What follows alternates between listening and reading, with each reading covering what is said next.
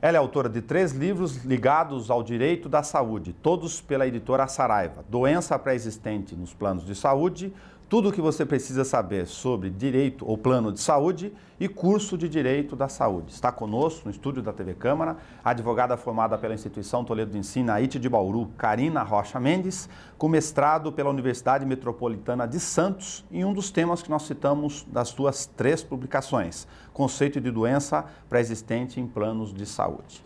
Karina, obrigado por sua presença aqui para conversar conosco.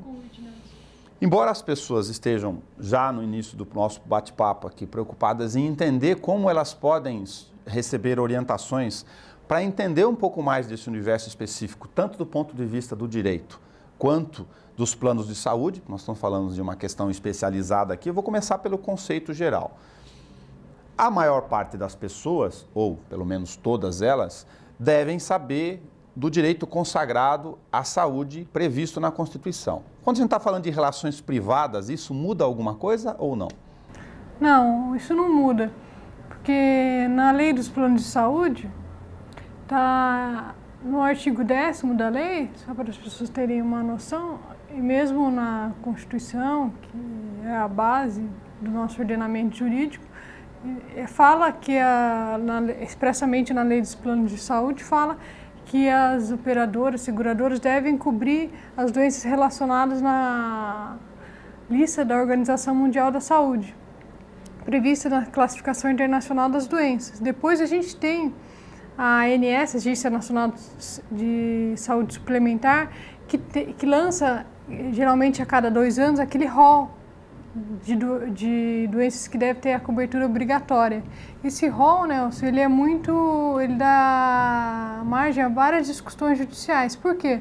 Porque geralmente ele tem, a cada 2 anos ele é revisto, e muitas vezes a cada 2 anos surge um tratamento novo ou um exame novo. E o consumidor e a medicina, ela é muito dinâmica.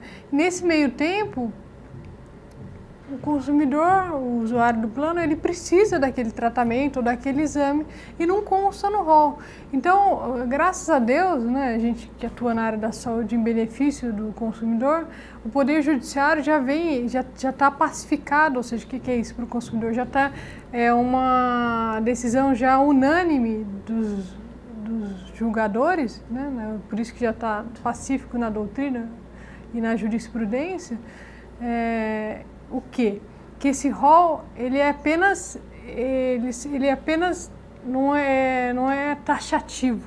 De referência. Seja, é só uma referência.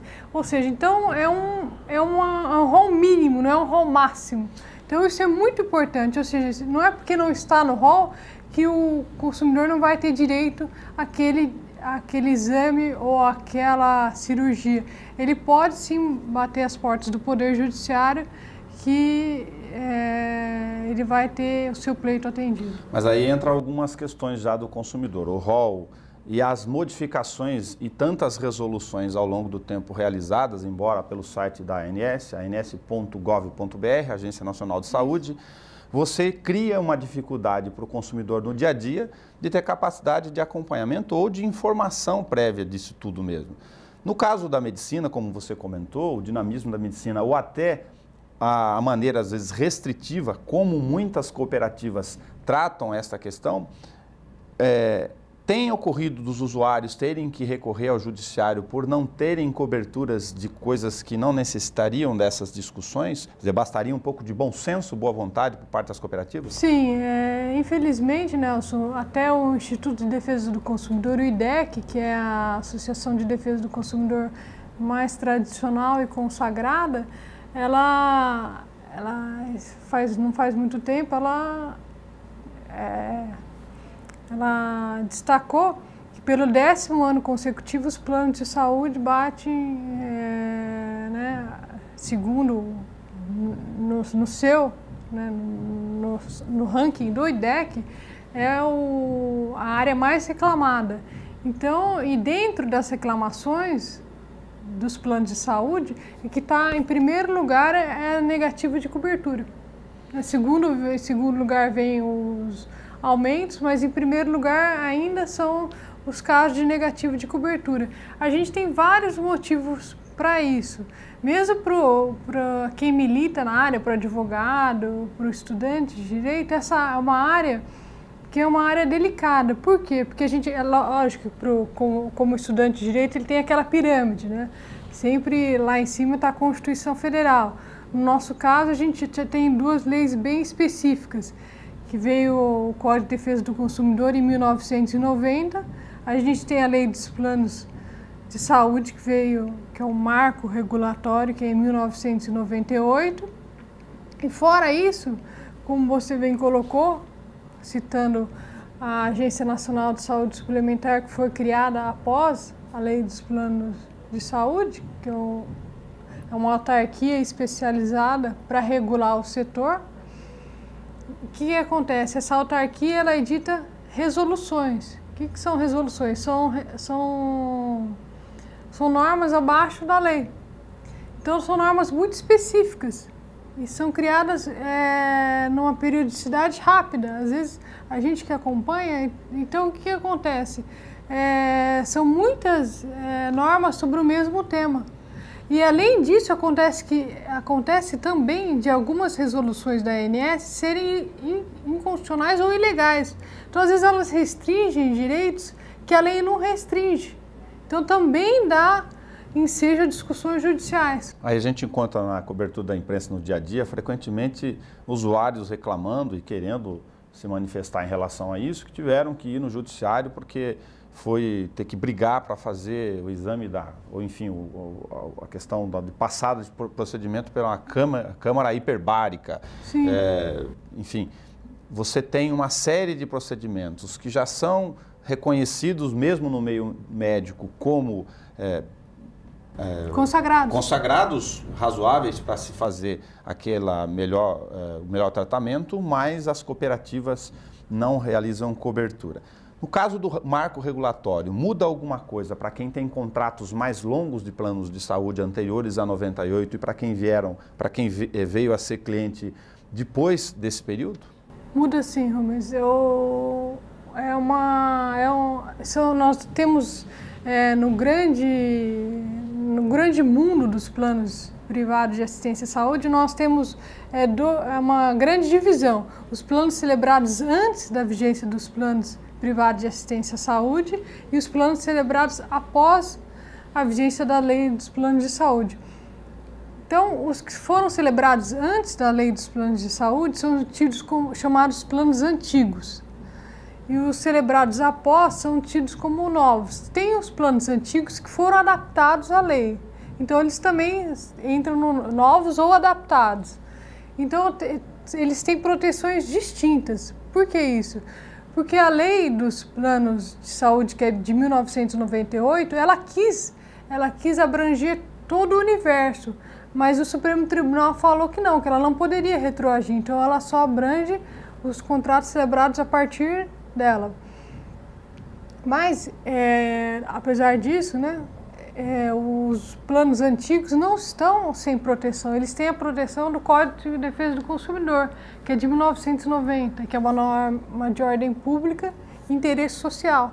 E o Código de Defesa do Consumidor, ele sim retroage. Dá para abraçar, então, se tiver alguma dúvida, para quem tem plano antigo, anterior, portanto, a 1998, pelo Código de Defesa do Consumidor. Pelo Código de Defesa do Consumidor. Caso tenha alguma dificuldade. Sim, até porque os contratos de planos de saúde, eles são aqueles contratos chamados de adesão, que é aquele contrato que eu não posso discutir como assim, imaginar que eu fosse alugar uma casa sua. Tá. Então, eu poderia discutir as cláusulas com você, os contratos de plano de saúde, assim como contratos bancários ou outros tipos, as cláusulas já estão previamente pactuadas. Então, por isso que chamo de adesão, eu apenas vou aderir às cláusulas previamente estabelecidas. Mesmo que algumas sejam absurdas. Mesmo que algumas sejam absurdas. Contratos antigos, por exemplo, tem aquelas cláusulas que as pessoas só podem ficar 30 dias na UTI, como se depois de 30 dias você já estivesse extremamente entediado e pudesse ir para Campos do Jordão, outro lugar, né? E a portabilidade? Como fica a questão da portabilidade? Se existe alguma dificuldade para falar para o usuário dele efetivamente poder fazer, por exemplo, a migração? Então, a portabilidade e a migração são coisas distintas. Ok. A migração do plano, você vai fazer um novo plano. Então, você vai sair do seu plano e vai celebrar Vai extinguir um e começar um novo. Vai extinguir um e começar um novo. O consumidor tem que estar muito atento, porque como ele vai começar um novo, ele vai dar em seja nova cobrança de carências. Ok. Então, muito cuidado nessa hora. A gente sempre aconselha, antes de celebrar um contrato, se possível que ele leve para um advogado ou então para uma associação de defesa do consumidor, antes de celebrar o contrato, qualquer contrato que seja, né, de consumo, para ele ter uma salvaguarda, né? Tem a dúvida. Mas, agora, na portabilidade, você comentava sobre essa dificuldade de atender algumas regras. Sim, a portabilidade, como a gente diz, costuma dizer aqui no Brasil, que a portabilidade dos planos de saúde não pegou ao contrário da telefonia. Da telefonia no Brasil, que é uma coisa que a gente vê que todos os dias as pessoas usufruem desse direito. Por quê? Porque primeiro que a portabilidade aqui no Brasil nos planos de saúde é para os planos individuais e coletivos. Mais de 70% da população tem planos individuais e familiares. A maioria de nós, 70%, tem planos coletivos. Então, já a imensa massa já está fora do Instituto da Portabilidade. Esses 30% que poderiam exercer a portabilidade, as exigências para se exercer esse direito são muito grandes. É uma vez só por ano, né, na data do aniversário do plano de saúde. Precisa ser na mesma faixa, ou seja, se você tem plano médio, você vai para um plano médio. Então, isso dificulta muito. Por quê? Na mesma região geográfica, etc., que como pouco tempo atrás houve um aumento, a população cresceu, com a melhora do poder econômico, as pessoas vão procurar melhores contratos, inclusive na área de saúde. E houve um grande boom, né, nos planos de saúde também, assim como outras áreas. Então, por exemplo, quem tinha um plano médio, um plano B, queria para um A, a portabilidade não permite esse tipo de melhora. Então, é algo que ficou tão restritivo que ficou praticamente sem utilidade. Vamos falar de algumas questões de aplicação no dia a dia que as pessoas enfrentam dificuldades. Por exemplo, as cirurgias chamadas ou consideradas de estética pelos planos de saúde como um argumento equivocado quando se tratam de casos evidentemente de restauração, de reparação mesmo. Então, essa é uma das negativas dos planos privados de saúde, muito comum. E o consumidor, como aquela questão, né? Ele é a parte mais frágil da relação de consumo. Ele não tem o conhecimento técnico da medicina e do próprio linguajar. Então, para ele, fica muito complicado. Ele recebe aquela negativa dizendo a sua cirurgia plástica é estética. Muitas vezes ele se conforma com aquilo. Mas a gente tem que ter A gente que estuda sabe que a cirurgia plástica, ela tem duas nuances. Tem a cirurgia plástica que é estética e tem a reparadora. A reparadora, ela tem a proteção legal e ela deve ser coberta. Só para as pessoas se orientarem um pouco. Mas como vai fazer a distinção da outra? Quando você me comentou, não me pareceu tão difícil assim. Por exemplo, se eu olhar para a origem, foi o referencial que eu fiquei na cabeça. Você tem uma cirurgia dessa, o plano de saúde dá negativa, mas se ela veio oriunda de uma queimadura em alto grau, sem dúvida, traumatismo decorrente de acidente de trânsito, tratamento de câncer, sim, que exige depois... reconstrução da mama, isso já foi até inserida na lei dos planos de saúde, de tanto que se batia no judiciário nessa tecla.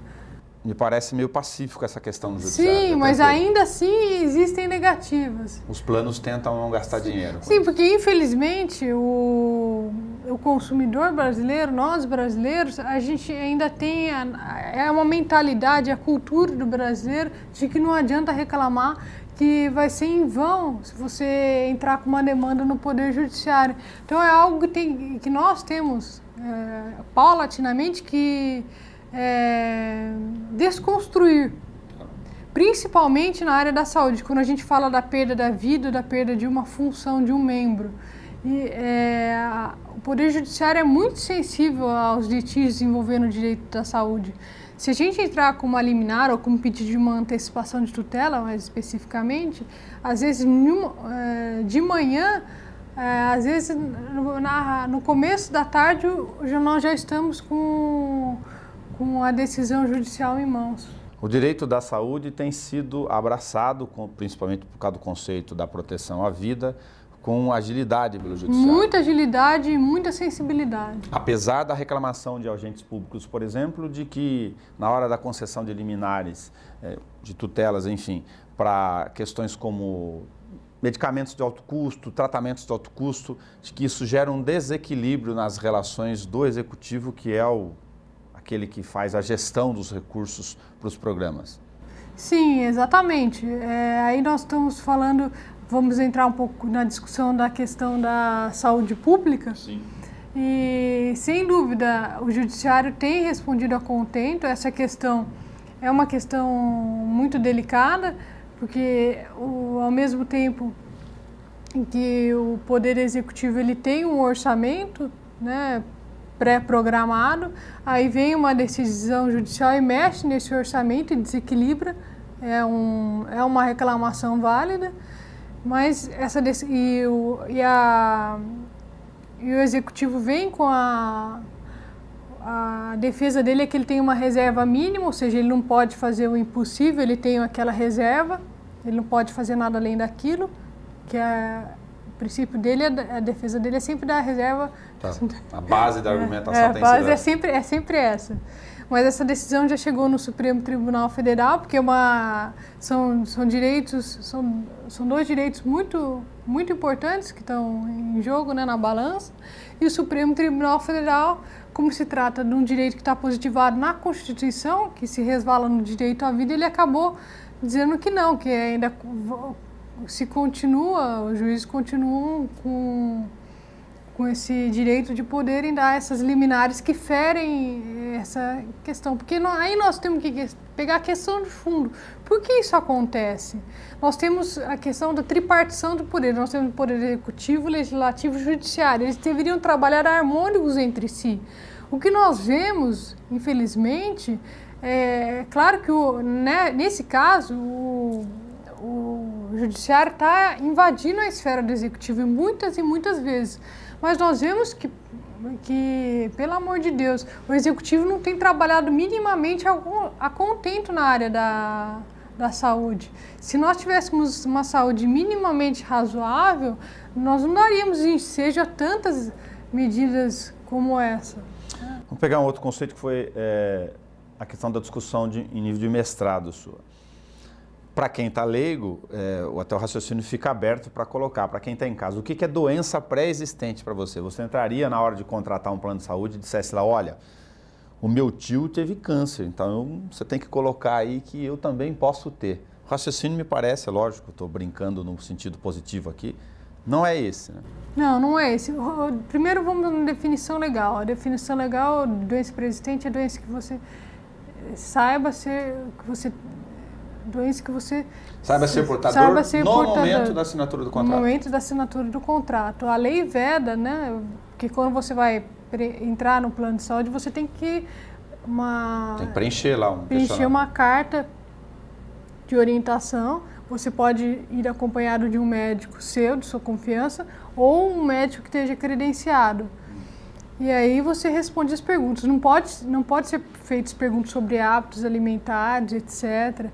Até porque o plano... Mas é perguntado na formação do contrato se você tem alguma doença. Não, se você tem alguma doença, tudo bem. Se você está no momento cometido com alguma doença. Por exemplo, se eu estou diabética, no momento aí é a questão da boa-fé. Eu tenho que colocar essa informação. Mas hipótese porque tem um histórico na família, então, não. Eu tenho uma tia diabética, eu não tenho que colocar isso. Entendi. Vamos falar sobre a questão do teto das multas, que é muito importante para as pessoas acompanhar no dia a dia. Em geral, a população não acompanha enfim, como deveria as modificações do processo legislativo. Isso depois a gente repete aqui o tempo todo, até por estar numa TV pública, que interfere diretamente na vida das pessoas e vão reclamar, tipo, poxa, mas mudaram a regra. E também hoje em dia dá pra gente acompanhar até pela internet, pelos e-mails, né? Ao vivo. A MP 627, que está na mão da presidente, Dilma Rousseff, para discutir a questão do teto para multas de operadoras. Por que você considera perigosa essa questão? Porque, veja bem, a gente estava comentando que a economia há pouco tempo atrás cresceu muito e que até a presidente fala, com muito enche a boca para falar que a classe média brasileira cresceu muito e cresceu mesmo, né? Ninguém é contra isso, todo mundo quer que a economia melhore, embora agora nós não estejamos num momento tão bom.